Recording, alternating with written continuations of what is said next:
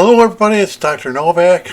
Here's the bamboo. If you remember, a few months ago I put some bamboo in the aquarium and all the bamboo seems to be making new shoots like this. Not only did they grow on top, new leaves, which I expected because bamboo likes a lot of water, but here in the submerged part of the bamboo, they're actually growing brand new stems.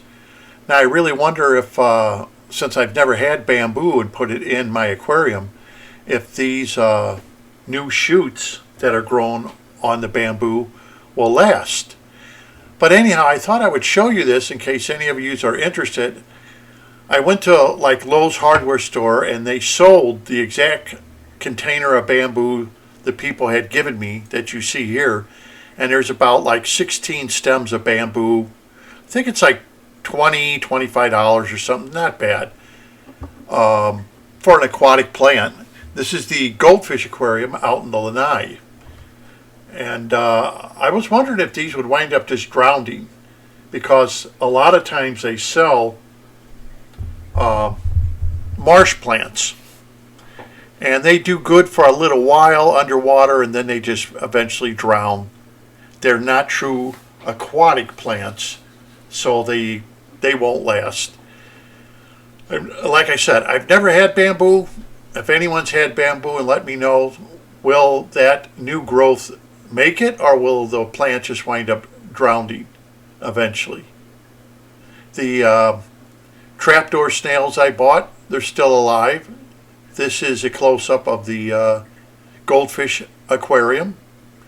And another thing I wanted to bring up is I was contacted by an individual, and apparently they're on forums and stuff like this, and they made a comment about goldfish that the people on the forum were saying stay away from goldfish.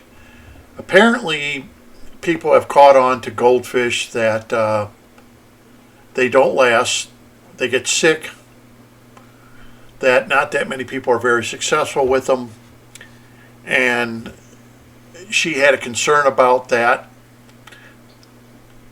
This is the crypt that grew from nothing. There must have been a little chunk of crypt inside the aquarium. And it's actually going to send out runners. And I'll show you that. But anyhow, let me get back to my story. She was concerned because she's having a custom-made tank and wants to have goldfish. There's the new runners coming out. So this crypt is doing great from being nothing. It must have been a little root system left in there, and that's what it did. There's the bamboo. But she was concerned, and I said, you know, if you just follow my directions, like I did this 20 breeder here, you should have no problems really with the goldfish that I've been showing. And I can understand that people do have a concern, because if forums are talking about it and saying, hey, don't bother with the goldfish, all they do is wind up dying, getting sick, coming up with all kinds of problems. I have not had any problems really, no issues, and any issues that I see, I take evasive action. Like if you're feeding them too much food, you see they're starting to not swim right, you're feeding them too much food. Cut back on their food, the amount of food you're feeding them in one feeding. But another thing I want to show you is the canister filter. As you can see, I just cleaned it out. That was after 6 months on the goldfish tank. It was relatively dirty after 6 months of not being clean. There was nothing going wrong with the tank. I just realized, I looked at the date and realized that it's at the half-year mark, because I didn't clean it. January of last year was the last time it was clean. So I re-cleaned it, and I'm going to show you the basket. I have a basket on the top here and some more filtering material above the basket, but when I make my Dick Boyd's Chemi-Pure, I put it in a basket. I really don't put it in bags. So the water has to go through the carbon and through the resin that I use, and I'll show you that. But I did want to show you the aquarium and the new shoots. That if anyone has had these plants, let me know if these new shoots are just going to wind up drowning, or will they go all the way up to the surface and make a new plant.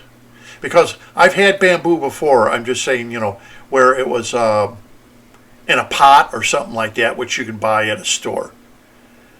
And believe it or not, they did okay for me. I can't say they did great. Most of them didn't last that long for some reason. But it seems like in the aquarium, they're doing pretty good, as you can see. So I'm going to show you the basket that I did and how I did the Dick Boyd's ChemiPure. So when I cleaned out the filter, this is what I did. I made a basket. The basket I got at Home Depot or Lowe's. And it fits the canister, and I've showed you pictures of that. So I fill it up full of my carbon. Then I put I think it's a half a cup of resin. Now this is food grade resin that I'm using here. And I put in, let me see, I think that, yeah, half a cup, so that would be a whole cup of resin in the center. And then I finish filling up full of my carbon.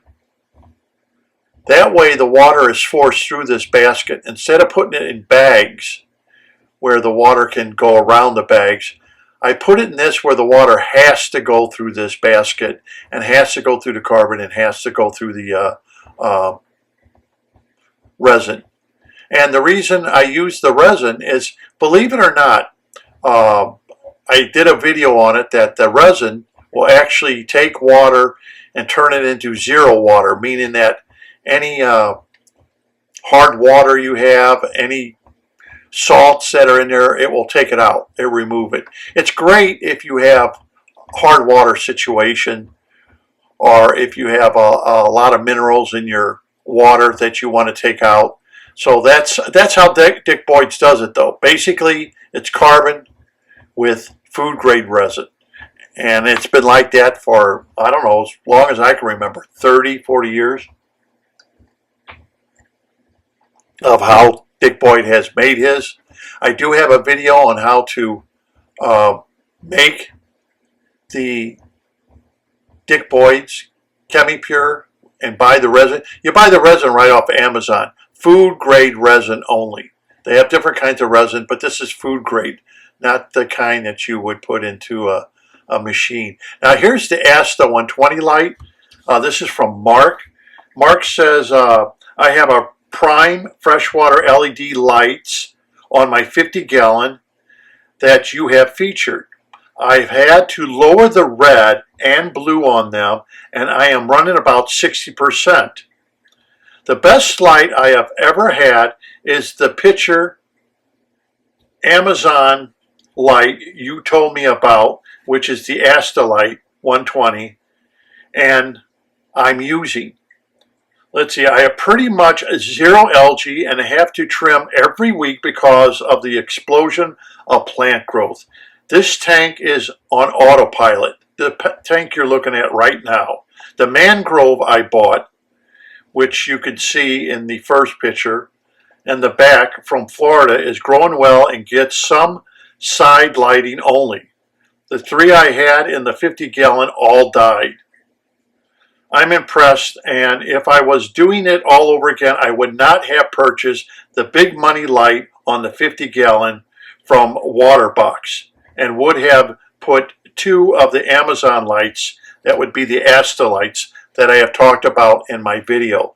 So I wanted to show you this. I thought it was interesting. He gave us an update. Compared to the very expensive light he put on, he prefers the Asta-120s. I too prefer the Asta-120s. They're cheaper, they're inexpensive.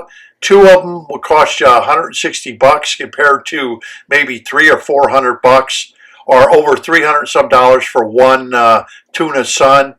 Definitely, I like the Asta-120 light for the price. I have had no problems with mine over the 90. Here's Mark letting us know that he's had no problem with his. and his aquarium is doing fine using the Asta. So I thought I'd bring you up to date. But anyhow, the video is basically to let you know that don't be scared to have goldfish and try out the new Asta-120 light. Until next time, this is Dr. Novak. Happy fish keeping.